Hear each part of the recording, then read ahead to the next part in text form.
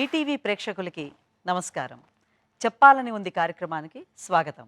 గ్రామీణ స్థాయి నుంచి ఎదిగి వచ్చి టీమిండియా జట్టులో చోటు దక్కించుకున్న క్రికెట్ క్రీడాకారుడు ఎంఎస్కే ప్రసాద్ గారు అంచెలంచెలుగా ఎదిగి టీమిండియా జట్టుకి చీఫ్ సెలెక్టర్గా ఆయన బాధ్యతలు చేపట్టారు. ఆయన చీఫ్ సెలెక్టర్గా ఉన్న సమయంలోనే భారత జట్టు ఎన్నో విజయాలను కైవసం చేసుకుంది. భారత జట్టు జయాపజయాలపై పూర్తిగా అవగాహన ఉన్న క్రికెట్ వ్యూహకర్త, మాజీ చీఫ్ సెలెక్టర్ శ్రీ ఎంఎస్కే ప్రసాద్ గారు ఈరోజు మన చెప్పాలని ఉంది కార్యక్రమానికి అతిథిగా విచ్చేశారు. ఎంఎస్కే ప్రసాద్ గారు అంటే తెలుగు జాతిలో, తెలుగు వాళ్ళల్లో ఒక చరిత్ర మీరు సృష్టించారు. ఒక సామాన్య స్థాయి నుంచి అత్యుత్తమ పదవి క్రికెట్ ఫీల్డ్లో ఒక ఇండియన్ టీమ్ చీఫ్ సెలెక్టర్గా మీరు వెళ్ళారంటే అది మామూలు విషయం కాదు. అయితే మీ గ్రామీణ వాతావరణం నుంచి, ఒక సామాన్య మధ్యతరగతి కుటుంబం నుంచి ఆ స్థాయి వరకు మీరు ఎలా వెళ్ళారో ఒక్కసారి మా ప్రేక్షకులతో పాలు పంచుకోండి. గుంటూరు జిల్లాలో మేడికుండూరు అనే మాది స్వగ్రామం. అట్లానే పక్కనే ఇంకొక త్రీ కిలోమీటర్స్ పక్కన ఉన్న పాలడుగు అనే ప్రాంతంలో నేను పుట్టాను. అది మా మదర్ ఊరు. మా మదరు, ఫాదర్ ఇద్దరు మేనరికం. నాన్నగారు డిపార్ట్మెంట్ ఆఫ్ అగ్రికల్చర్ ఎగ్మార్క్లో తన లైఫ్ అంతా కూడా దాంట్లోనే గడిపారు. అట్లానే మదర్ కమలాదేవి గారు. మేము ఒక స్టేజ్లో అంటే మా మదర్ కూడా ఎప్పుడు బెటర్ ఎడ్యుకేషన్, బెటర్ లైఫ్ ఇవ్వాలని అనుకున్నారు. ప్రాబబ్లీ వాళ్ళు మిగతా వాతావరణం చూశారు. అంటే చాలామంది ఇంకా అక్కడే ఇబ్బందులు పడుతూ, కష్టాలు పడుతూ. Grand father he was a freedom fighter, Mannava Shivayya గారు అని. ఆయన freedom fighter. He went in to the jail also. ఎందుకంటే ఆ రోజుల్లో గాంధీజీ గారు ఒక పిలిపిచ్చారు, జైల్ బరో అని. అప్పుడు he went and did and what ever it is, అదంతా కూడా వదిలేసి వచ్చి మా ఫాదర్, మదర్ గుంటూరులో కొత్త లైఫ్ స్టార్ట్ చేశారు. అండ్ నా ఫార్మల్ ఎడ్యుకేషన్ అంతా కూడా కేంద్రీయ విద్యాలయ గుంటూరులో జరిగింది. I'm very very lucky. ఆ లాస్ట్ సెకండ్లో నాకు అంటే అది కేవలం సర్వీసెస్ పిల్లలకే సీట్లు వస్తాయి. కానీ భిన్నంగా తండ్రి, మా ఫాదర్ సెంట్రల్ గవర్నమెంట్ ఎంప్లాయీ కాబట్టి మాకు ఆప్షన్ ఇచ్చింది ఎగ్జామ్ రాయటానికి. నేను లాస్ట్ క్యాండిడేట్ దాంట్లోకి అడ్మిట్ అవటం అనేది. So it's a wonderful Kendriya Vidyalaya అనేది it is very very close to my heart. ఎందుకంటే పేట్రియాటిజం కానీ, ఇంటిగ్రిటీ కానీ, లేకపోతే ఇవన్నీ క్వాలిటీస్ ఆ స్కూల్ నాకు నేర్పించింది. ఎక్స్పోజర్ కూడా పిల్లలకి బాగా ఉంటుంది. ప్రతి ఒక్కళ్ళు ఆ స్కూల్లో చదివిన ప్రతి ఒక్కళ్ళు కూడా sense of patriotism will be at highest degree అనమాట. ఫ్యామిలీ విషయంకి వచ్చేసరికి బ్రదర్ ఇంజనీర్, సిస్టర్ డాక్టర్. మీ ఇటేడు తరాలు అటేడు తరాలు స్పోర్ట్స్ మెన్ అయితే లేరు అనుకుంటాను, నాకు తెలుసు మీ ఫ్యామిలీలో. మరి హౌ కమ్ యూ డెవలప్, మీరు ఎట్లా ప్యాషన్ డెవలప్ చేశారు క్రికెట్ అంటే? ఒకరోజు డైనింగ్ టేబుల్ మీద అందరం కూర్చొని ఉన్నాం. నాన్నగారు అడిగారు ఒక్కొక్కళ్ళని, నువ్వేం అవుతావు. సో బ్రదర్ ఫస్ట్ చాయిస్ బ్రదర్కి ఇచ్చారు. అన్నాడు ఇంజనీర్ అన్నాడు. సిస్టర్ అడిగితే ఆమె డాక్టర్ అవుతానని. సో ఆబ్వియస్లీ మా ఫాదర్కి తెలుసు వీడు ఈజ్ కొంచెం భిన్నం అని, ఈజ్ కొంచెం తేడా అని తెలుసు, ఈజ్ సమ్ డిఫరెంట్ అని తెలుసు. సో నాన్నగారు అడిగారు నువ్వేం అవుతావు అని. అంటే నేను అన్నాను క్రికెటర్ అని. అప్పుడు నాన్నగారు అడిగారు, చూడమ్మా, if you want to choose cricket I will encourage you, but let me tell you ఆ హిస్టరీ చెప్తాను నీకు. 1953లో ఆంధ్ర క్రికెట్ అసోసియేషన్ ఫామ్ అయింది. అప్పటి నుంచి ఇప్పుడు దాకా ఎవరు ఇండియా ఆడలా. ఈ 45-50 ఏళ్ల ప్రయాణంలో ఆ టైంలో క్రికెట్లు స్టార్ట్ చేశారు. ఫైనల్గా బ్యాంకుల్లోనో, రైల్వేస్లోనో ఎక్కడో క్లర్క్స్ లాగా సెటిల్ అయిపోయారు. You want that life or you want like your brother and sister to achieve something? అంటే you already have engineer in the house, you already have a doctor in the making in the house. ఇంకొకటి అవసరమా? మీరు ఒకసారి ఆలోచించండి అంటే then he said I have no second thought. And my brother also played that crucial role in convincing my మదర్ని, ఫాదర్ని convince చేసేటప్పుడు. ఎందుకంటే my brother is one of my best friends. ఎప్పుడు అతను గైడ్ చేస్తూనే ఉంటాడు. నాన్న ఆల్రెడీ ఇంజనీరు, డాక్టర్ ఉన్నప్పుడు మరి వాడిని వెళ్ళండి, క్రికెట్లోకి వెళ్ళండి. అంటే ఆ ప్యాషన్ అన్నది ఎట్లాగా మీకు వచ్చింది? మేము చిన్నప్పుడు అగ్రహారం అని గుంటూరులో ఒక ప్లేస్ ఉండేది, అక్కడ ఉండేవాళ్ళం. కిదంబి శ్రీకాంత్ ఇప్పుడు ఎవరైతే వరల్డ్ నెంబర్ 1 బ్యాడ్మింటన్ స్టేజ్కి వెళ్ళాడో వాళ్ళ తండ్రి కిటుబాబాయ్ అంటాం. ఆయన వాళ్ళ బ్రదర్స్ అందరు కూడా వాళ్ళ ఇల్లు ఎంత పెద్దదంటే ఇంటి బ్యాక్ యార్డ్లో ఒక చిన్న సైజ్ గ్రౌండ్ ఉండేది. సో ఆ ఇంటి పక్కనే మేము నైబర్స్ అనమాట. ఎవ్రీడే వచ్చి స్కూల్ అయిపోగానే వచ్చి ఆ గేట్ దగ్గర నిలబడి వాళ్ళు అన్నదమ్ములు అందరూ కూడా వైట్ అండ్ వైట్ డ్రెస్ వేసుకొని క్రికెట్ ఆడేవాళ్ళు. నాకు చాలా చాలా ఇంట్రెస్ట్గా కలిగింది అనమాట. దట్స్ హౌ క్రికెట్ నా ఇంట్రెస్ట్ డెవలప్ అయింది. సో ఒకరోజు ఆ కిట్టిబాబాయ్ మమ్మల్ని అడిగాడు, అరే నువ్వు రోజు ఇక్కడ దాకా వస్తున్నావు కదా, వచ్చినప్పుడు why don't you come and play అని చెప్పి. అంటే నువ్వు ఏం చేయాలనుకుంటున్నావు అంటే first thing that I did is took wicket keeping gloves, okay. which wicket keeping came very natural. Wicket keepers actually న్యాచురల్గా ఉండే wicket keepers will be successful more అన్న. సో న్యాచురల్గా అలా ప్రయాణం మొదలైంది. నేను అట్లానే స్కూల్ మ్యాచెస్ స్టార్ట్ అవగానే నా క్లోజ్ ఫ్రెండ్స్ ఎవరైతే నా క్లాస్మేట్స్ మునీర్ అండ్ రామానంద్ అని ఇద్దరు ఉన్నారు, వాళ్ళిద్దరు నన్ను అరే వీడు కీపింగ్ చాలా బాగా చేస్తున్నాడు, బ్రహ్మానంద రెడ్డి స్టేడియంలో కోచింగ్ జరుగుతుంది, అక్కడ పూర్ణచంద్రరావు గారు అనే మంచి కోచ్ ఉన్నారు, అక్కడికి తీసుకెళ్తే బాగుంటుందని ఒకరోజు తీసుకెళ్లారు. సో అండ్ ఆ రోజు ఫస్ట్ డే ఆయన వచ్చి ఫస్ట్ డే నేను ఎంటర్ అయినప్పుడు పూర్ణచంద్ర గారు మా గురువు గారు ఆయన అన్నారు, వాట్ యూ లైక్ అంటే బ్యాటింగ్ కావాలా, బౌలింగ్ కావాలా, ఫీల్డింగ్ కావాలా, లేకపోతే నీకేం ఇంట్రెస్ట్ అంటే వికెట్ కీపింగ్ సార్ అన్న. ఆయనకి 200 మంది స్టూడెంట్స్లో ఏకైక ఒక్క వ్యక్తి వికెట్ కీపింగ్ ఎందుకంటే దాంట్లో చాలా హార్డ్ వర్క్ చేయాలి.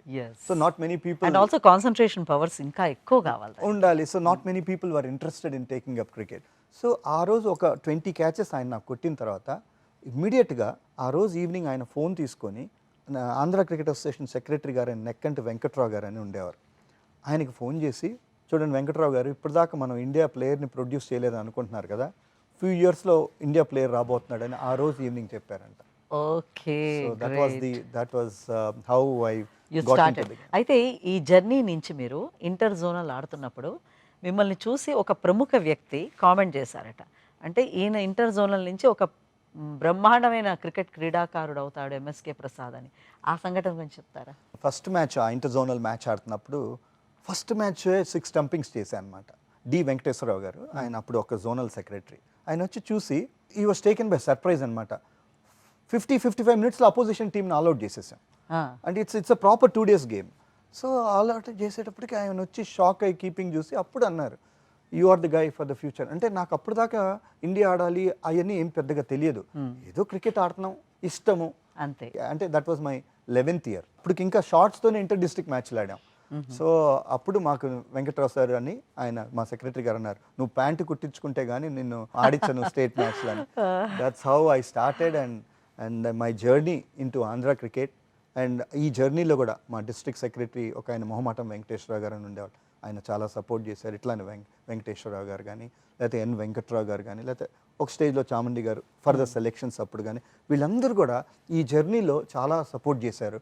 చిన్న స్థాయి నుంచి గుంటూరు నుంచి ఇంటర్నేషనల్ లెవెల్కి వెళ్ళిన ఎంఎస్కే ప్రసాద్ గారు ఏ ఇబ్బందులు ఎదుర్కొన్నారు? అండర్ 16 దాకా నేను అంటే ఒకసారి అండర్ 16లో ఇండియాలో టాప్ పర్ఫార్మర్స్లో టాప్ ముగ్గురులో ఉన్నాను.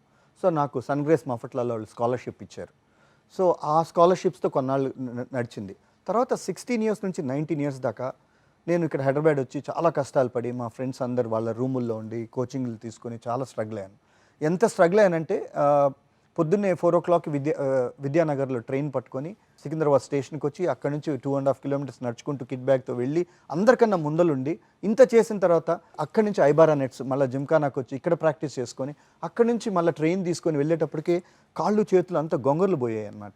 అంటే ఒక స్టేజ్లో ఆ ట్రైన్ దిగినప్పుడు శక్తి కూడా ఉండేది కాదు, ఎందుకంటే ఈ ఎంటైర్ టైంలో ఎప్పుడు బ్రేక్ఫాస్ట్ కూడా తినేవాడిని కాదు. సో అంటే టైం ఉండేది కాదు, ఏదో తపన ఏదో అంటే సాధించాలి అనే స్ట్రాంగ్ డిజైర్. ఫుడ్ని కూడా ఎప్పుడు నేను ఆలోచించే ఉండగడు కాదు, నెక్స్ట్ సెషన్ ఏంటి అలా ఒక లైన్ డ్రా చేసుకొని అలా చేసేటప్పుడు నా ఫ్రెండ్స్ రైల్వే స్టేషన్కి వచ్చి ఒకటి కిట్ బ్యాగ్ ఒకటి భుజం మీద చేసుకొని తీసుకెళ్ళేవాళ్ళు. నవోదయ్ అని మా ఫ్రెండ్ అక్కడ హోటల్ మేనేజ్మెంట్ కోర్స్ చేస్తుండే. Just one out of million people who doesn't. ప్రతి ఒక్కళ్ళ జీవితంలో ఈ ఫేస్ ఉంటుంది. కష్టకాలాల్లో గనక అంటే there is a light at the end of the tunnel అంటారు, there is always a light. అంటే ఆ టనల్ చీకట్లోంచి మనం ప్రయాణం చేస్తున్నప్పుడు అక్కడ టనల్లో తర్వాత హోప్ ఉన్నది అనేది మర్చిపోకూడదు ఎవరు కూడా. ఒకటి నేను చెప్తున్నానండి, ఒక చిన్న ఎగ్జాంపుల్ చెప్తాను. ప్రభాకర్ అని చిన్నప్పుడు మా ఫ్రెండ్ ఒక అతను ఉండేవాడు, అన్న నీలాగా నేను క్రికెట్ ఆడాలనుకుంటున్నాను, నువ్వు చాలా బాగా ఆడతావు, మ్యాచ్ల్లో ఇంత పర్ఫామ్ చేస్తావు అంత పర్ఫామ్ చేస్తావు, నేను కూడా కష్టపడుతున్నాను అన్న, నేను చేయలేకపోతున్నాను, కానీ ఇంకా నా టైం అయిపోవస్తుంది, ఏం చేయమంట. నేను I was only 15 years at that age. అతనికి ఒక సలహా ఇచ్చాను, చూడు ప్రభాకర్, నువ్వు క్రికెట్ అంటే నీకు ప్రాణం, కానీ నువ్వు క్రికెటర్గా ఎదగలేకపోతున్నావు, సో నువ్వు క్రికెట్లోనే ఉండు, ఆ సాటిస్ఫాక్షన్ నీకు ఉంటుంది. There are different fields in cricket, umpiring ఉంది, లేకపోతే there are many other coach అవ్వచ్చు, ఇదంటే అన్న నేను ఎంపైరింగ్ చూస్ చేసుకుంటా అన్నాడు. That's it. ఆఫ్టర్ 15 years ఈ మధ్య నాకు వచ్చి అన్న నేను ఇండియాలో నెంబర్ 1 ఎంపైర్గా నేను టెస్ట్లో పాస్ అయ్యాను అన్నాడు. అంటే ఐ ఫెల్ట్ వెరీ హ్యాపీ. అవునా, వండర్ఫుల్ ప్రభాకర్ అంటే అన్న దీనికి కారణం నువ్వు అన్నాడు. అంటే ఏం పిచ్చోళ్ళ మాట్లాడుతున్నావు, నువ్వు ఎంపైరింగ్, నేను క్రికెటర్ని, నువ్వు ఎంపైర్వి, నేను నీకు ఎట్లా హెల్ప్ చేశానంటే, నీకు గుర్తుందో లేదో అన్న, 15 years క్రితం నువ్వు నాకు ఈ అడ్వైజ్ ఇచ్చావు, టేకప్ ఎంపైరింగ్ అని.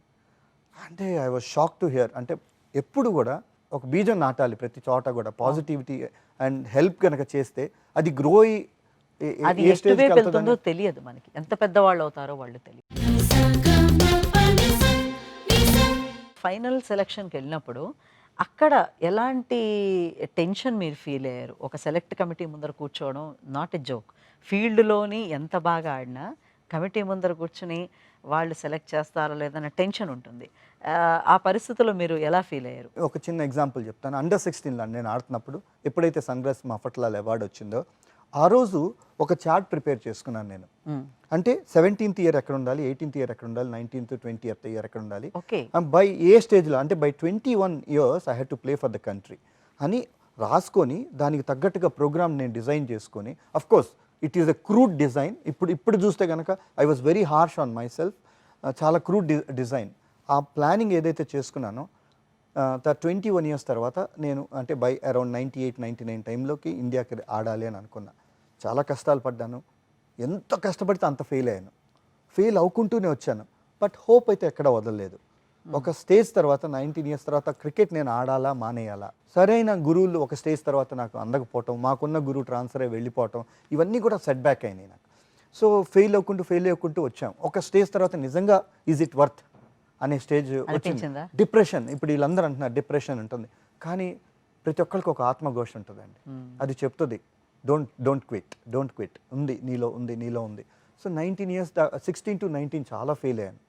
19 years తర్వాత ఒక స్టేజ్లో నేను క్రికెట్ మానేసేద్దాం అన్న స్టేజ్లో ఇంటర్ యూనివర్సిటీ మ్యాచెస్ ఆడితే మా గురుగారు అప్పుడు సడన్గా ఆయన వచ్చి, ఎంఎస్కి ఏంటి బాగా ఇట్లా చాలా అప్పుడు వీక్ అయిపోయి చాలా డిప్రెసివ్గా ఉన్నాను. ఏంటంటే ఆయన అన్నాడు, మరలా నేను ఇక్కడికి వచ్చాను, కమాన్ లెట్స్ గో, నువ్వు నా కోసం యూనివర్సిటీ మ్యాచెస్కి వెళ్ళాను. First match 100, second match 180. తెలియకుండా ఒక లాస్ట్ సెకండ్లో ఎంటర్ అయిన యూనివర్సిటీ, మా నాగార్జున యూనివర్సిటీ ప్లేయర్గా నేను ఎంటర్ అయ్యాను. ఫైనల్గా సౌత్ ఇండియా యూనివర్సిటీస్ క్యాప్టెన్ చేశారు. అక్కడ నుంచి రంజీ ట్రోఫీ నుంచి దిలీప్ నుంచి ఇండియా అయ్యే. అంటే ఒక బ్రేక్ వచ్చిందా ఇంకా వరుస వెళ్ళిపోయారు? I never seen in 1.5 years టైంలో నేను 16 ఏళ్ళప్పుడు రాసుకున్నది కరెక్ట్గా 21కి ఆడదాం అనుకున్నాను. 21కి నాకు ఎవరు కాంపిటీటర్స్ వస్తానని కూడా రాసుకున్నా. నయన్ మోంగ్యా, సాబా కరీం, విజయ్ యాదవ్, విజయ్ దహియా, ఎగ్జాక్ట్గా ఆ నలుగురిని బీట్ చేసి this is the power of mind and so if you strongly think that you want something badly, nature will conspire and support. Yes. But hope ఎక్కడ వదులుకోకూడదు. రైట్. ఎవరి లైఫ్లో అయినా బ్రేకింగ్ పాయింట్ ఏంటంటే మ్యారేజ్ చాలా ఇంపార్టెంట్ బ్రేకింగ్ పాయింట్. అక్కడ మీ missus నుంచి love marriage అయినో మీ smile మీ glamour చూస్తే మీ missus గురించి ఎట్లా అనుకుంటున్నారో నాకు అర్థమైపోయింది. బట్ స్టిల్ ఆవిడ నుంచి ఎట్లాంటి సపోర్ట్ వచ్చారు? తను ఫస్ట్ క్లాస్ నుంచి నా classmate. We were actually okay school, okay class, okay bench. మేమందరం ఇట్లా కలిసి పెరిగాం. 4 బాయ్స్ 4 గర్ల్స్, ఎప్పుడు చాలా క్లోజ్గా ఉండేవాళ్ళు. ఇప్పటికి కూడా అదే నా they are all 4 of them are very close to my heart. అందులో నా missus one of the girl in that. And తను నేను మీకు చెప్పాను 11 years నుంచి నేను స్టేట్ టీమ్కి ఆడటం మొదలుపెట్టాను. She used to do my homework in school. Unfortunately, even today also she is doing homework. So, కాకపోతే భిన్నంగా. అండ్ ఈ జర్నీలో ఏదైతే నా entire journey of my life, she stood rock solid. మీకు ఎంత టఫ్ లైఫ్ తనకి అంత tough life. Yes, she was a gold medallist in MBBS. ఒక స్టేజ్లో వి ఆల్ కేమ్, హైదరాబాద్కి వచ్చే అవార్డు కూడా తీసుకున్నాం అప్పుడు. One thing she said that if you are నువ్వు ప్రొఫెషనల్ కెరియర్లో ఉన్నావు కాబట్టి I will support the family, you go head and do what you want. ఆ ఫ్రీడమ్ ఇచ్చింది కాబట్టి నేను స్వేచ్ఛగా కష్టపడగలిగాను, స్వేచ్ఛగా వాట్ ఎవర్ మన జర్నీ అంటే ఏనాడు కూడా ఇంత కష్టపడుతున్నారు, ఏంటి దీనివల్ల ఉపయోగం, will you reach the target? ఆవిడ డిసప్పాయింట్మెంట్ మీకు ఎప్పుడైనా చూపెట్టారా? ఒకవేళ ఆవిడ డిసప్పాయింట్ అయితే మీ మధ్యన కాన్వర్జేషన్స్ అట్లాంటివి ఏమైనా వచ్చాయా?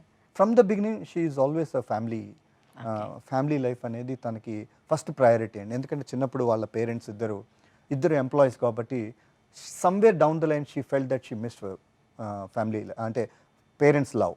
సో అది పిల్లలకి ఇద్దాం అనేది స్ట్రాంగ్ డిజైర్ ఉండేది తనకి. సో ఆ ఉద్దేశంతో that's the reason why she decided, though she was a gold medalist at MBBS లెవెల్లో కూడా, పీజీకి వెళ్ళిన తర్వాత ఉస్మానియాలోనే పీజీ చేసినప్పుడు she took an easy course. అంటే she is an MD biochem now.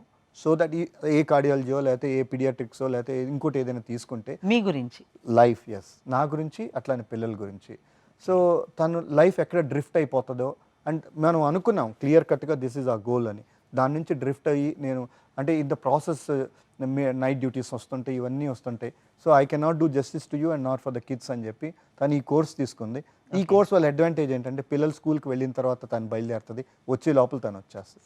And we compromised on money అండి. అంటే మనీ మనకు లేకపోయిన పర్లా, this is our real asset. In the process తను చేసిన దాంట్లో టుడే మై డాటర్ ఈ స్టడింగ్ ఇన్ ఎయిమ్స్ అండి. గ్రేట్ అండి. She's third year in AIIMS and my son is actually is in 9th class. He's already has his own blog. He's into research and science and అంటే ఇద్దరు ఎవరికైనా sports interest ఉందా daughter సన్కి? ప్రతి ఒక్కళ్ళు నాన్నలాగా India ఆడాలి, నాన్నకన్నా better ఆడాలని అనుకున్నది వీళ్ళు భిన్నంగా ఆలోచించారు. సింపుల్ ఎగ్జాంపుల్, నా కొడుకుని రెండు సంవత్సరాలు ఎవ్రీ డే పొద్దున్నే 5:30కి మా మిస్సెస్ కోచింగ్ తీసుకెళ్ళేవాళ్ళు క్రికెట్. తీసుకెళ్తే వన్ ఫైన్ డే ఒకరోజు చాలా రిలక్టెంట్గా వెళ్తున్నాడు. నేను షాడో ప్రాక్టీస్ చేసావా, ఇచ్చేసావా అంటే ఒక క్వశ్చన్ అడిగాడు. నాన్న నిన్న ఒక క్వశ్చన్ అడుగుతాను, నేను చాలా నువ్వు అంటే I go for lot of personality development classes.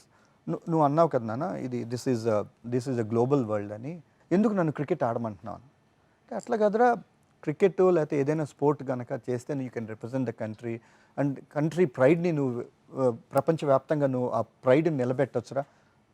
చూడు సచిన్ టెండూల్కర్ ఆడాడు, ఇండియాకి ఎంతో పేరు తెచ్చాడు అంటే, అవును నాన్న సచిన్ టెండూల్కర్ ఆడాడు, ఏ కంట్రీకి పేరు వచ్చిందని. I was taken by shock. అదేంట్రా సచిన్ ఇండియా క్యాప్టెన్ చేశాడు, గొప్ప player, God of Indian cricket కదరా అంటే, నాన్న లూయిస్ పాస్చర్ పెన్సిలిన్ ఇంజెక్షన్ కనిపెట్టాడు, ప్రపంచానికి ఉపయోగపడింది. If I do something will you feel proud of me or not అన్నాడు. I was really moved and taken by shock అండి. And then I said that ఆ రోజు నుంచి అతని కిట్టు అన్ని తీసి ఒక మూల పడేసి, you do what you want and we're here to encourage. నేను ప్రతి పేరెంట్కి కూడా ఇచ్చే సందేశం ఏంటంటే, ప్రతి పిల్లల్లో కూడా ఏదో ఒక టాలెంట్ ఉంటుందండి. ఇప్పుడు మా నాన్నగారు కనుక నన్ను ఎంకరేజ్ చేయకపోతే నేను ఈరోజు ఇక్కడ ఉండేవాడిని కాదు. మీరు ఎలాగ అసలు చీఫ్ సెలక్షన్ కమిటీకి చైర్మన్గా మిమ్మల్ని అపాయింట్ చేయడం జరిగింది? అంటే దీనికి ముందుగా ఒక చిన్న స్టోరీ తెలుసుకోవాలి. ఏంటంటే హైదరాబాద్లో కంఫర్టబుల్ లైఫ్ ఉన్నాం. ఒక fine day she asked me, do you realistically అంటే నేను 2000 తర్వాత ఆస్ట్రేలియా టూర్ తర్వాత బ్యాక్ ప్రాబ్లం వచ్చి బెడ్ మీద చాలా సఫర్ అయ్యాను. అప్పుడు నేను బీడిఎల్లో ఇక్కడ హైదరాబాద్లోనే బీడిఎల్లోనే వర్క్ చేస్తుండేవాడిని. తర్వాత దాని నుంచి రికవర్ అయిన తర్వాత ఇంకా ఆంధ్రాకి ఆడుతున్నాను. So one fine day she asked me. అప్పటికే ధోని అంటే 2003-04లోనే ధోని వచ్చాడు, ఎస్టాబ్లిష్ అయ్యాడు, ఈజ్ డూయింగ్ ఎక్స్ట్రీమ్లీ వెల్. నా ఆపరేషన్ అయిన నెక్స్ట్ ఇయర్ నుంచి ఆంధ్రాకి నేను క్యాప్టెన్ అయ్యాను. 2003 నుంచి 2007 దాకా it was suppose to be the golden period of Andhra cricket. మేము అంటే ఎక్కడికి వెళ్తే ఈవెన్ టాప్ టీమ్స్ లైక్ బాంబేని కొట్టాం, ఢిల్లీని కొట్టాం, you name any good side, Karnataka, Tamil Nadu అన్ని టీమ్స్ని కొట్టాం అండ్ పీక్ స్టేజ్కి రీచ్ అయ్యాం. 2007లో ఒక మ్యాచ్ 100 కొట్టాను బరోడా పైన. నెక్స్ట్ మ్యాచ్ బెంగాల్ని ఇన్ బెంగాల్ 2.5 రోజులు ఆల్అౌట్ చేసి గెలిపించాం. సో ఆ స్టేజ్ తర్వాత ఇంటికి వచ్చి అంతా ఉన్నప్పుడు మా మిస్సెస్ ఒక క్వశ్చన్ అడిగారు, do you realistically think that మళ్ళీ ఇండియన్ టీమ్కి కమ్బ్యాక్ చేస్తారా మీరు అని. Because I did a little bit of స్వాట్ analysis about me and the situation. Analysis చేసినప్పుడు నాకు అనిపించింది, I don't really think I can make it because young Dhoni has come in.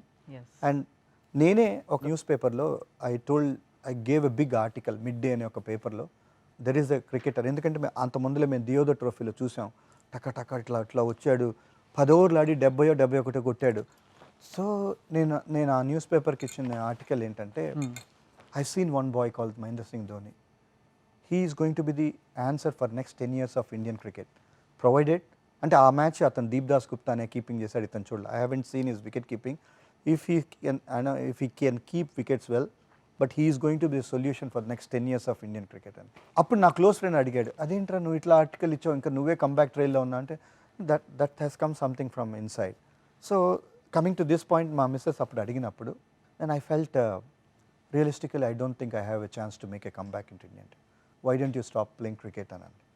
అంటే when she has sacrifice the whole thing, all these years, ఒక్క question తను అడిగింది, yes why don't you retire. I was hardly 31.5, 32 up. That day I went to the secretary's house and told that I am retiring. That's it.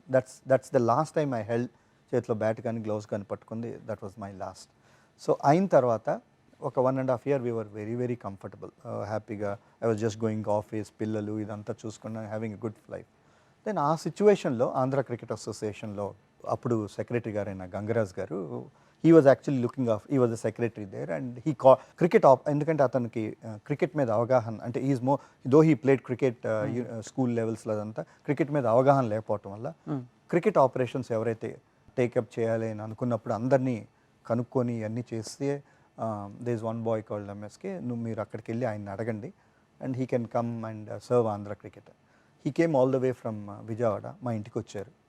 వచ్చి MSK ఇప్పుడు Andhra cricket అసోసియేషన్లో నేను I'm the secretary, నాకు cricket మీద అంత అవగాహన లేదు, why don't you come and join. అప్పటికి 28 years of central government service ఉంది. So I didn't know that I know where I'm going because this is the same Andhra which produced మీ.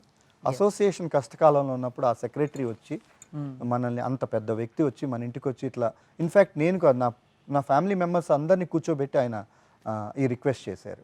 ఒక మాట అడిగారు, అసోసియేషన్ కష్టాల్లో ఉన్నప్పుడు నువ్వు హ్యాపీగా నిద్రపోగలవా అని చెప్పి వెళ్ళిపోయారు. Okay. It was 3 nights I really struggle.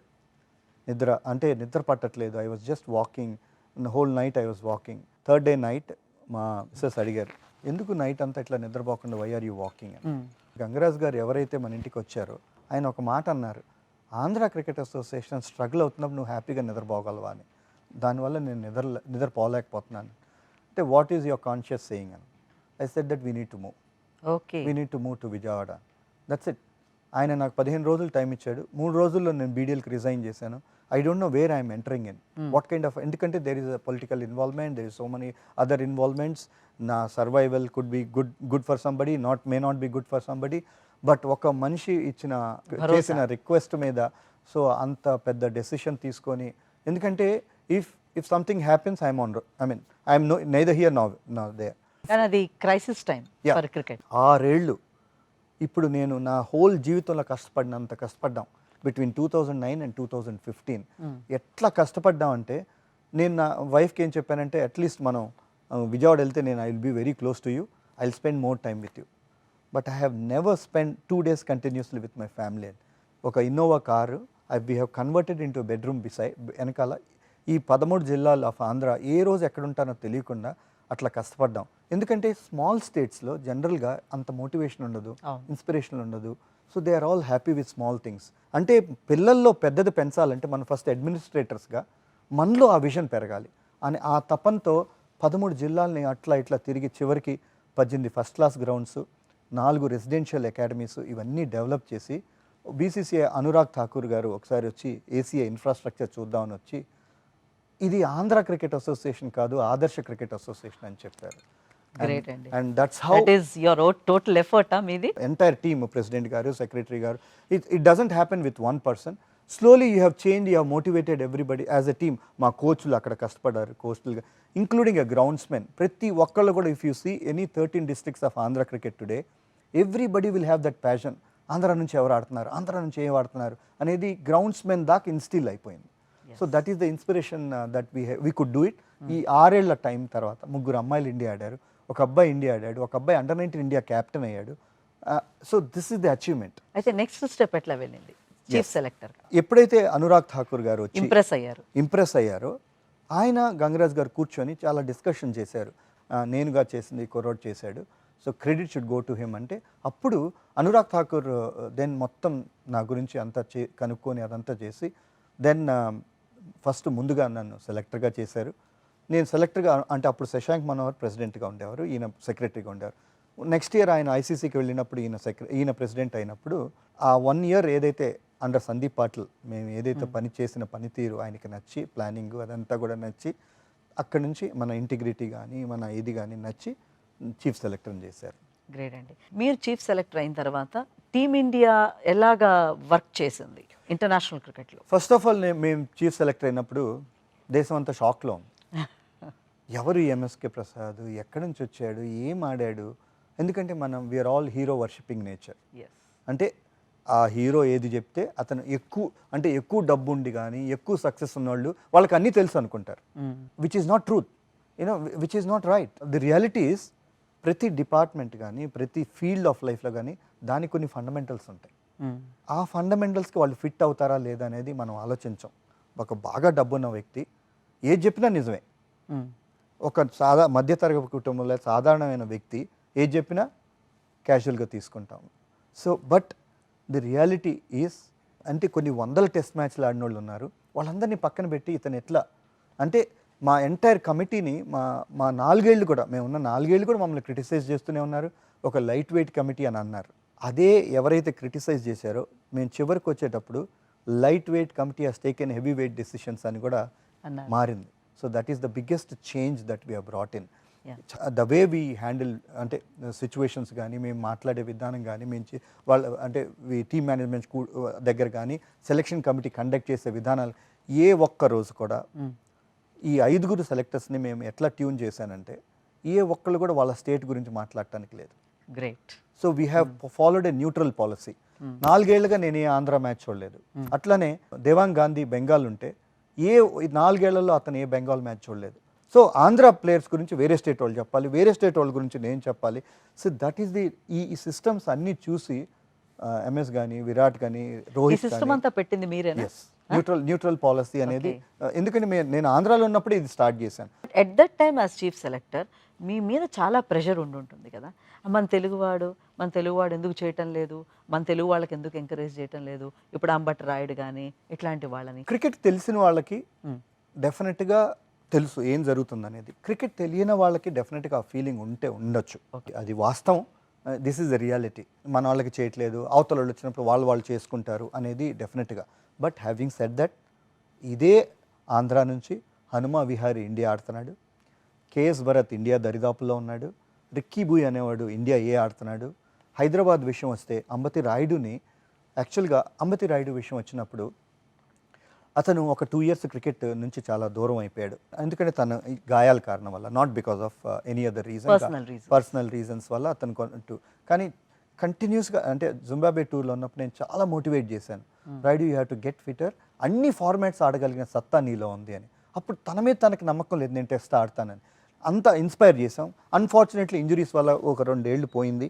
కానీ మరలా అతన్ని ఎప్పుడు తీసుకురావాలనే తపన అయితే లోపల ఉంది. ఎందుకంటే నాట్ జస్ట్ మన తెలుగుడనే కాదు, అతనికి టాలెంట్ ఉంది కాబట్టి. ఎందుకంటే ఒక 16 ఏళ్ళు అప్పుడే అతను ఆంధ్ర హైదరాబాద్ మధ్య జరుగుతున్నప్పుడు రంజీ ట్రోఫీలో ఆంధ్రాలో షాబుద్దీన్ అని ఇట్లా చాలా మంచి ఫాస్ట్ బౌలర్స్ ఉంటే అటువంటి వాళ్ళని అద్భుతంగా ఆడి డబుల్ సెంచరీ కొట్టాడు. అప్పటి నుంచి మైండ్లో ఉండిపోయింది ఇతను చాలా టాలెంటెడ్ అనేది.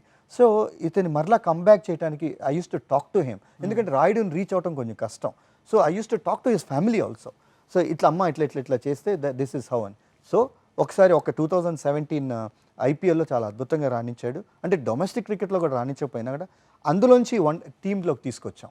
అన్ఫార్చునేట్లీ ఆ టైంలో ఫిట్నెస్ టెస్ట్లో ఫెయిల్ అవటం వల్ల అతన్ని మళ్ళీ టీంలోకి తీసుకోలేకపోయాం. ఇమ్మీడియట్గా బీసీసీ వాళ్ళందరినీ కూడా కన్విన్స్ చేసి రాయుడు టీమిండియాకి చాలా అవసరం అని చెప్పి అతనికి సపరేట్గా ఒక 1 month మొత్తం ఫ్యామిలీ కూడా బెంగళూరులో ఒక హోటల్ ఇచ్చి 1 month అతన్ని కష్టపడి ఫిట్నెస్ టెస్ట్ పాస్ చేసిన తర్వాత మళ్ళీ టీంలో తీసుకొచ్చాం. So this is the effort. చాలా మంది ప్రజలకు తెలియదు ఏంటో మనోడిని సెలెక్ట్ చేయలేదు. రాయుడు వెనకాల పెట్టిన ఎఫర్ట్, ఎందుకంటే అతను అంత టాలెంటెడ్ ప్లేయర్. అన్ఫార్చునేట్లీ ఫైనల్గా తుది జట్టులో మేము అతనికి అవకాశం ఇవ్వలేకపోయాం. దానికి కారణాలు కూడా ఎందుకంటే కాంబినేషన్స్ అనేది కూడా చాలా ఇంపార్టెంట్. కండిషన్స్ అనేది అక్కడ ఉన్న కండిషన్స్ కాంబినేషన్ అంటే నేను తీసుకున్నదే సరైన నిర్ణయం, తీసుకుంది సరైన నిర్ణయం కాదని నేను డిఫెండ్ చేయడానికి కాదు. ఈ కారణాల వల్ల కేవలం కాంబినేషన్ కారణాల వల్ల సెలెక్ట్ కాలేదే కానీ అతని టాలెంట్ షార్టేజ్లో కానీ మిగతా ఏ కారణాల వల్ల అయితే కాదు. క్రికెటర్ పంత్ విషయంకి వచ్చేసరికి కూడా అతను ఎన్నిసార్లు ఫెయిల్ అవుతున్నా board is supporting him a lot అన్నది క్రికెట్ అభిమానుల్లో ఫీలింగ్ ఉంది. అది ఎంతవరకు నిజం? యాజ్ ఎ సెలెక్టర్గా మనం ఎప్పుడు కూడా బ్యాకప్స్ని రెడీ చేసుకోవాలి. మాహి లాంటి లెజెండరీ షూస్లో ఇంకొకటి రావటం అనేది చాలా కష్టం, అంత తేలికైన విషయం కాదు. ఎందుకంటే ప్రతి క్రికెటరు నెక్స్ట్ కీపింగ్ చేసే ప్రతి ఒక్కడు ధోనీతోనే కంపారిజన్లోకి వెళ్ళిపోతాడు. అది తెలియని ఆవేదన కూడా ఉంటుంది లోపల, తెలియని ప్రెషర్ కూడా ఉంటుంది. రిషబ్ పంత్ చాలా అద్భుతమైన టాలెంటెడ్ ప్లేయర్. ఇప్పటిదాకా కూడా ఇంక్లూడింగ్ మాహి కూడా ఇంగ్లాండ్లో ఆస్ట్రేలియాలో టెస్ట్ క్రికెట్లో సెంచరీస్ లేవు ఏ వికెట్ కీపర్ బ్యాట్స్మెన్కి. ఇతను కేవలం 20-21 ఏళ్ల ప్లేయరు. అతను ఫస్ట్ సిరీస్లోనే ఇంగ్లాండ్లో సెంచరీ కొట్టాడు, ఫస్ట్ మ్యాచ్లో 10 క్యాచ్లు పట్టాడు, ఆస్ట్రేలియాలో 100th కొట్టాడు. మరి అంత టాలెంటెడ్ ప్లేయర్ని ఇందాక మనం బ్యాకప్ చేయాలి. బికాజ్ ఒక లెజెండరీ ఫిగర్ తను వెళ్ళిపోయే టైంకి ఒక సరైన ప్లేయర్ని కనుక మనం అందించగలిగితే Yes. ఆ లెగసీ కంటిన్యూ అవుతుంది. Correct. అందుకని అతనికి ఎక్కువ అవకాశాలు ఇస్తాం. అయితే మహిళా క్రికెటర్స్కి వస్తే మిథాలీ రాజ్ మాకందరికీ తెలుసు, మహిళా టీం అంటే కెప్టెన్ అంటే ఆవిడే. ఆవిడ ఎందుకు 6 నెలల ముందర రిటైర్ అవ్వాల్సి వచ్చింది వరల్డ్ కప్ ప్రకటించిన 6 నెలల ముందుగానే? రిటైర్మెంట్ అనేది క్రికెట్ ఆడటం కానీ క్రికెట్ రిటైర్ అవటం అనేది it's a purely individual choice. We cannot question their privacy. తను మేబీ T20 ఫార్మాట్లో నేను నెక్స్ట్ ఆడకపోవచ్చు అనేది మేబీ ఇంకొకరు యువ ఆటగాళ్ళకి అవకాశం ఇవ్వాలన్న ఉద్దేశంతో అట్లా ఇచ్చుండొచ్చు. ఆమె చాలా అంటే మొత్తం personal choice, everything is personal. And Mithali విషయం వస్తే మాత్రం మనం ఏ విధంగా అయితే మెన్స్ క్రికెట్లో సచిన్ని గాడ్ ఆఫ్ క్రికెట్ అనుకుంటున్నాం, she's goddess of women's cricket. Men's క్రికెట్కు ఉన్నంత ప్రాధాన్యత ఉమెన్స్ క్రికెట్కి ఇప్పటికీ కూడా లేదు. What is the reason? Women's cricket was not part of BCCI. Okay, 2 different bodies అవి. వాళ్ళకి అసలు అంటే ఏ స్టేజ్లో ఉండేదంటే జనరల్ కంపార్ట్మెంట్స్లో ట్రావెల్ చేస్తూ అసలు ఎవరో ఒక పెద్దలు దాతలు వచ్చి ఒక టోర్నమెంట్ పెడితే కానీ వాళ్ళు ఇండియాకి రిప్రజెంట్ చేయలేని పరిస్థితి అనమాట. అప్పుడు పిళ్ళయ్య గారని చాలా గొప్ప గొప్ప వాళ్ళందరూ ఉండి వాళ్ళు సహృదయంతో ఉమెన్స్ క్రికెట్ని నడిపారే కానీ అంటే women's cricket was absolutely different from BCCI. ఎప్పుడైతే బీసీసీఐతో మర్జ్ అయిందో అప్పటి నుంచి గ్లామర్ మొదలైంది ఉమెన్స్ క్రికెట్కి, క్రేజ్ మొదలైంది. మెన్స్తో పాటు వాళ్ళు కూడా వాళ్ళ ట్రైనింగ్ కానీ వాళ్ళు ఇప్పుడు నేషనల్ క్రికెట్ అకాడమీ బెంగళూరులో ఉంది, అది మెన్ ఉమెన్ ఇద్దరు షేర్ చేసుకుంటున్నారు. ఓకే. సో దానివల్ల ఇంప్రూవ్ అయ్యి ఒకప్పుడు జనరల్ కంపార్ట్మెంట్స్లో చాలా ఇదే జులన్ గోస్వామి కానీ మిథాలీ రాజ్ కానీ వాళ్ళ అర్లియర్ ఫేస్ అంతా కూడా చూశారు. In fact they were very fortunate, 2 ఫేస్లు చూశారు వాళ్ళు. ఇప్పుడు వచ్చిన వాళ్ళు చాలా అదృష్టవంతులు. అండ్ ఫైనాన్షియల్గా కూడా యూ ఆస్ పుర్మారో హార్డ్లీ ఒక 1000 రూపాయలు 500 రూపాయలు వచ్చిండేది వాళ్ళకి మ్యాచ్కి ఆ రోజుల్లో. అట్లాంటిది ఈరోజు 30 lakhs 50 lakhs అట్లా, అంటే it's a big money. And there is still long way to go. 1983లో ఇండియన్ మెన్ వరల్డ్ కప్ గెలిచిన తర్వాత there was a huge craze. Cricket ఆడాలి అనే తపన ఏదైతే పెరిగిందో మెన్స్లో, అట్లానే ఈ మధ్య మనం 2 వరల్డ్ కప్స్లో కూడా చేసిన అద్భుతమైన పర్ఫార్మెన్స్తో ఉమెన్స్ కూడా చాలామంది ముందుకు వస్తున్నారు క్రికెట్. అండ్ రాబోయే తరంలో డెఫినెట్గా ఉమెన్ క్రికెట్ కనుక అంటే ఇంపార్టెంట్ అంటే వీళ్ళు గెలుస్తున్న కొద్దీ మార్కెటబిలిటీ పెరుగుతుంది. అంటే ఈవెన్ మన స్పాన్సరర్స్ ఎక్కువ వస్తారు, వీళ్ళని లైవ్ టెలికాస్ట్ చూద్దాం అనేది, గేమ్లో ఇంకా స్పీడ్ రావాలి, అమ్మాయిల్లో ఇంకొంచెం బలం పెరగాలి, దానికోసం కూడా బీసీసీఐ చాలా ఎఫర్ట్ పెడుతుంది. సో ఇప్పుడున్న పరిస్థితుల్లో మాత్రం they are in wonderful hand. Selection విషయంకి వచ్చేసరికి జనరల్లీ ఎక్కువ బాంబే ప్లేయర్స్కి ఎక్కువ ఇస్తారు ఛాన్సెస్. మన సౌత్ ఇండియన్స్కి స్పెషల్లీ తెలుగు కానీ తమిళ్ కానీ కేరళ వాళ్ళని కానీ పక్క చూపు చూస్తారు అన్న ఇంప్రెషన్ మామూలు సామాన్య జనాల్లో ఉంది. ఎంతవరకు నిజం అంటే రియలిస్టిక్గా కూడా ఆలోచిస్తే క్రికెట్ బాంబే, ఢిల్లీ, కలకత్తా అండ్ చెన్నై, ఇక్కడే హైదరాబాద్, ఇక్కడే ఎక్కువ ఉండేది క్రికెట్. ఓకే. మిగతా ప్రాంతాల్లో క్రికెట్ ఉండేది కాదు. ఎందుకు అంటే ఆ రోజుల్లో బీసీసీఐలో డబ్బు లేదు, స్టేట్ అసోసియేషన్స్కి ఇచ్చేదానికి కూడా డబ్బులు లేవు. ఆంధ్ర క్రికెట్ అసోసియేషన్ వెంకటగిరి రాజులో, విజయనగరం రాజులో పోషించేవారు, వాళ్ళు పోషించేవాళ్ళు, వాళ్ళు ఫండ్ చేసేవాళ్ళు. ఆ సెక్రటరీ గారు విరాళాలు తీసుకొని అసోసియేషన్ నడిపేవాళ్ళు. సొంత డబ్బు ఖర్చు పెట్టుకొని రన్ చేసిన వాళ్ళు వీళ్ళంతా కూడా, పెద్దలందరూ కూడా. చిన్న స్టేట్స్లో గేమ్ డెవలప్ అవ్వాల.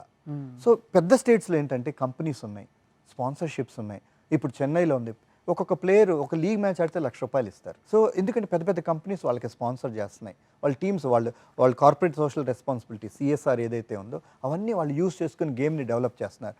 చిన్న ప్లేసుల్లో లేవు, ఇప్పుడు రెవెన్యూస్ ఎక్కువ ఉన్నాయి. బీసీసీఐ నుంచి ఫండ్స్ కూడా డివైడ్ చేస్తారు. ఇదివరకు బీసీసీఐ ఫండ్స్ ఉండేవి కాదు, బీసీసీఐలో అంత డబ్బు లేదు.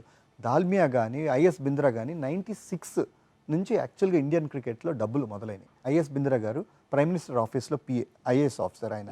దాల్మియా గారు గేమ్ని అద్భుతంగా మార్కెట్ చేశారు. దాని తర్వాత వచ్చిన పెద్దలు శ్రీనివాసన్ గారు కానీ లేకపోతే ప్రతి ఒక్కరు కూడా ఈ అనురాగ్ ఠాకూర్ గారు కానీ వీళ్ళందరినీ బాగా మార్కెట్ చేసి, తర్వాత మనందరికీ తెలుసు IPL, it's a golden goose for Indian cricket. మనకే కాదు ఎంతోమంది జీవితాల్ని మార్చేసింది IPL. ఈ డబ్బు లోవర్ లెవెల్కి పర్కులేట్ అయ్యి ప్రతి స్టేట్కి డెవలప్ అవ్వటం వల్ల ఇప్పుడు అంటే I was the first player from Andhra, అక్కడ చూస్తే Tinu Yohannan first player from Kerala, Orissa నుంచి SS దాస్ అనేవాళ్ళు, లేకపోతే మొహాంతి అనేవాళ్ళు, ఒకటి అడపదడప అట్లా స్లోగా డబ్బులు పెరగటం వల్ల మిగతా చిన్న స్టేట్స్ కూడా డెవలప్ అవుతున్నాయి.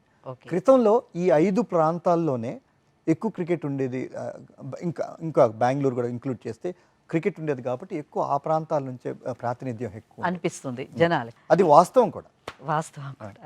ఇప్పుడు బీసీసీఐ చరిత్ర చూసుకుంటే దాదాపు 70 ఏళ్ల చరిత్ర ఉందా దానికి Yes, yes, ఇంచుమించుగా. yes. ఈ చరిత్రలో ఒక 37 ప్రెసిడెంట్స్ వచ్చారు. ఇందులో జస్ట్ ముగ్గురు మాత్రమే రియల్ క్రికెటర్స్, స్పోర్ట్స్ మెన్. ఎందువల్ల అంటారు?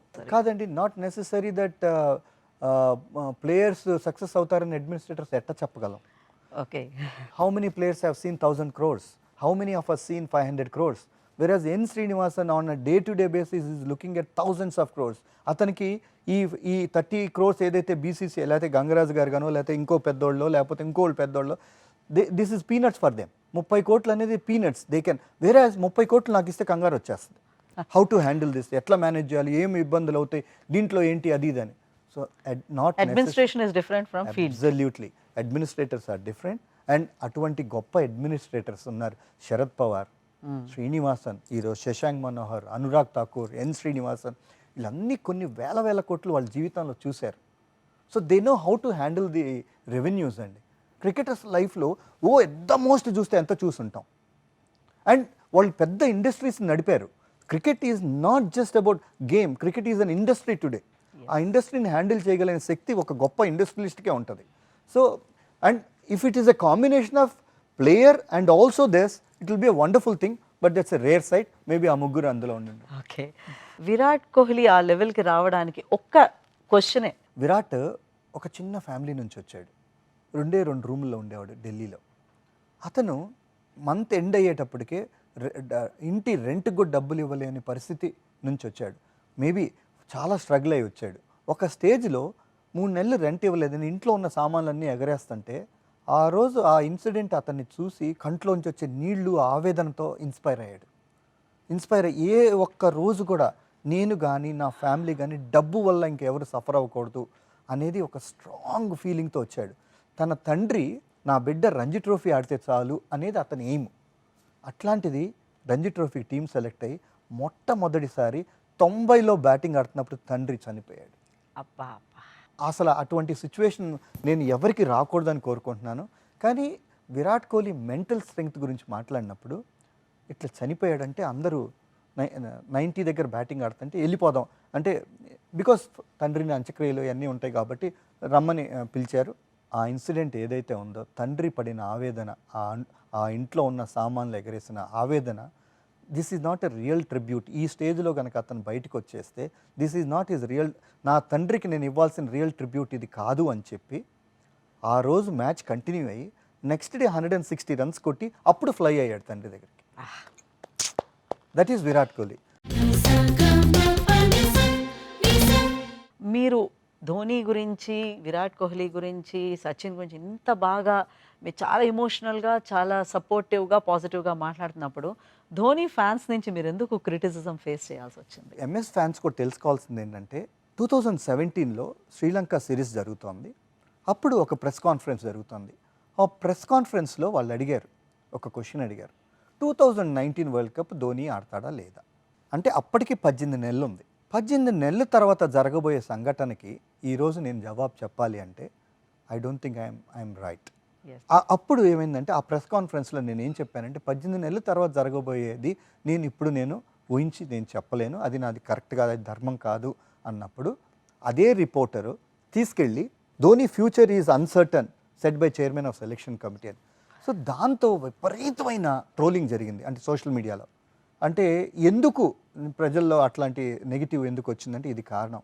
ఈ ధోని ఫ్యాన్స్ అందరు కూడా మనకు ఇంక్లూడింగ్ మీ తెలుసుకోవాల్సింది ఏంటంటే, ఇదే మహేంద్ర సింగ్ ధోని కాల్ చేసి ఎంఎస్కే బాయ్ నీ పొజిషన్లో నేనుంటే ఎగ్జాక్ట్గా అదే చెప్తాను. How can I predict something which is going to happen after 18 months. So నువ్వు చెప్పింది కరెక్టు, మిగతా విషయాలు నువ్వు మైండ్లో ఏం పెట్టుకోవద్దు. డోంట్ థింక్ దట్ నేనేమన్నా ఎఫెక్ట్ అయ్యానా దీనివల్ల అని. I'm the same Dhoni and we'll still maintain the same relationship. Great అండి. అయితే ప్రసాద్ గారు ధోని వాళ్ళ ఇంటికి వెళ్ళినప్పుడు ఒక టీ విషయమై ఒక కామెంట్ చేశారు ధోని, దాని గురించి మా ప్రేక్షకులకి చెప్తారా? ఎస్, ధోని ఫ్యాన్స్ కూడా డెఫినెట్గా హ్యాపీగా ఫీల్ అవుతారు. రాంచీలో టెస్ట్ మ్యాచ్ జరుగుతున్నప్పుడు ఎంఎస్కే బాయ్ ఇంటికి వెళ్దాం అన్నాడు. సరే ఇంటికి వెళ్ళాం.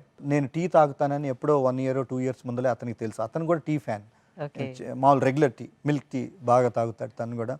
సో కూర్చున్నప్పుడు అంత మాటల మీద చాలా డిస్కషన్ చేస్తున్నాం. అతను బైక్స్ గురించి, డాగ్స్ గురించి అన్నీ చెప్తున్నాడు. టక్కని ఇలా చూశాడు. ఈ లోపల అతను వెళ్ళి టీ తీసుకొచ్చాడు. అందరికి బ్యూటిఫుల్ వండర్ఫుల్ కప్స్ వచ్చినాయి, ఇంత మగ్గుల్లాగా, మన బ్యూటిఫుల్ మగ్స్ లాగా ఎంత వచ్చినాయి. అతనికేమో మన మన రోడ్ సైడ్ చాయ్ బండార్లో మన గ్లాస్ ఉంటుంది కదా, లైన్స్ మామూలు గ్లాస్, టీ గ్లాస్ అనగానే అందులో మైండ్లో గుర్తొస్తుంది కదా, మన కేరళ చాయ్ గ్లాస్. అది తీసుకొచ్చి అతను అంత ట్రేలో మాకేమో అందమైన టీ కప్స్ ఉన్నాయి, అతనికేమో అది ఉంది. అంటే నేను షాక్ అయ్యాను. మహి ఏంటిది అన్నాను. అంటే ఒకటే చెప్పాడు, this will remind me where I have come from. నేను ఎక్కడి నుంచి వచ్చానో నాకు ఎప్పుడు ఈ గ్లాస్ గుర్తు చేస్తారండి. సచిన్ దగ్గరకు వస్తే మీ నాన్నగారు మిమ్మల్ని ఎప్పుడైనా సచిన్ విషయంలో తిట్టారా? ఆడే రోజుల్లో ఎప్పుడు ఫోటోలు తీయాలని చాలా షైగా ఉండేది. అవును, చాలా షైగా ఉండేది.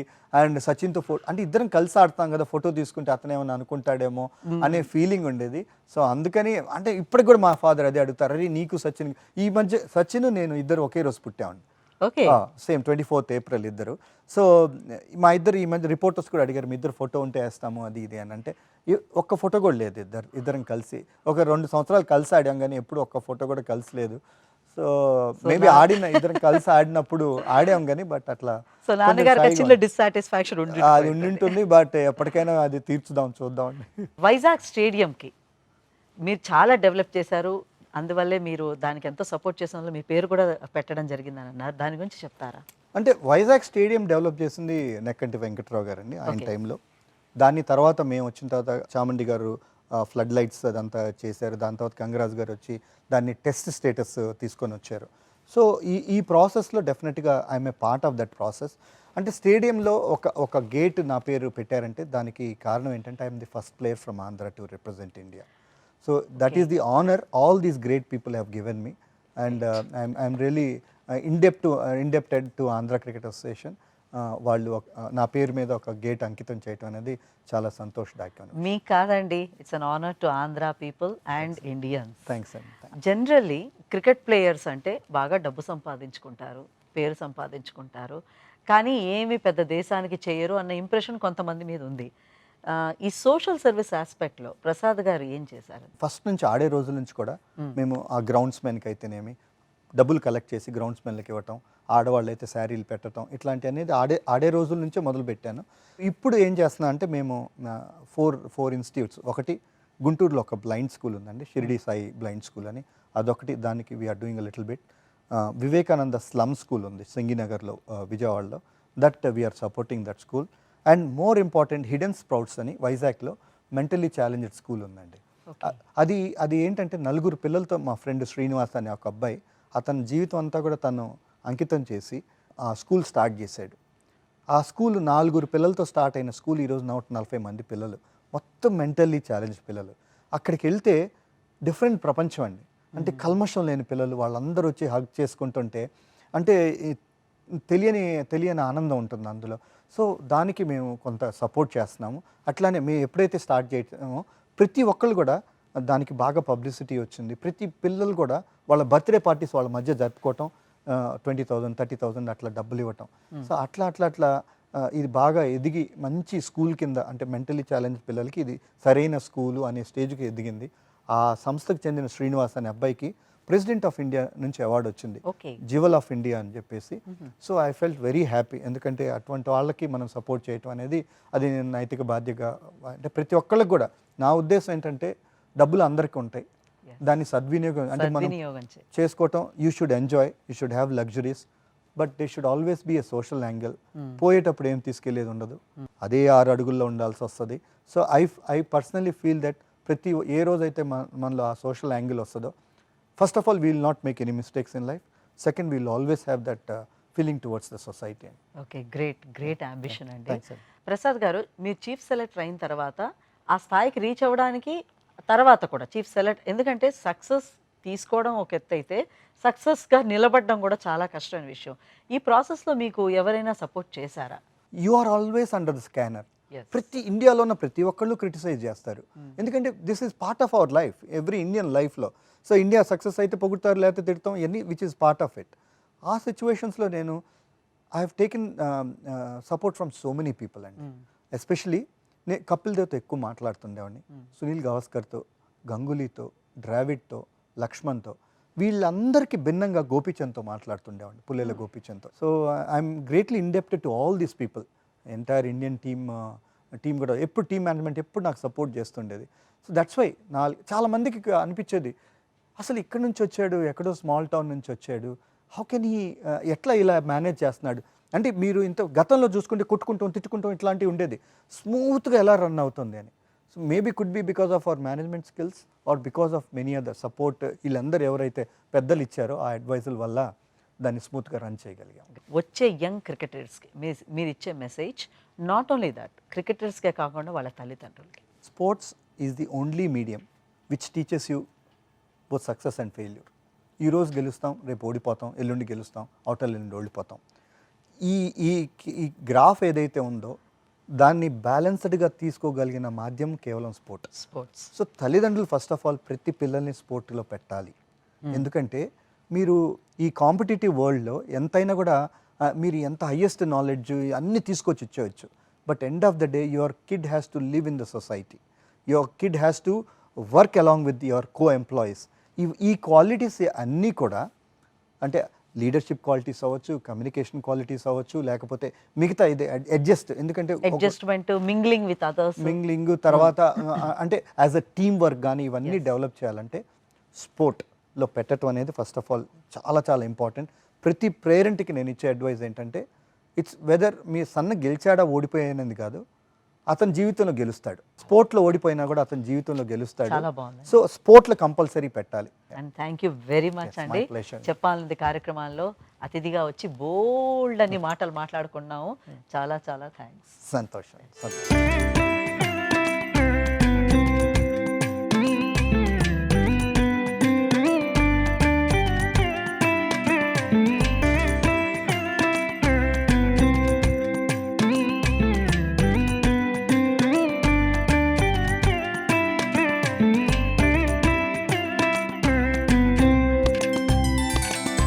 ఈ కార్యక్రమాన్ని ఈటీవీ విన్ మొబైల్ యాప్లో కూడా వీక్షించండి.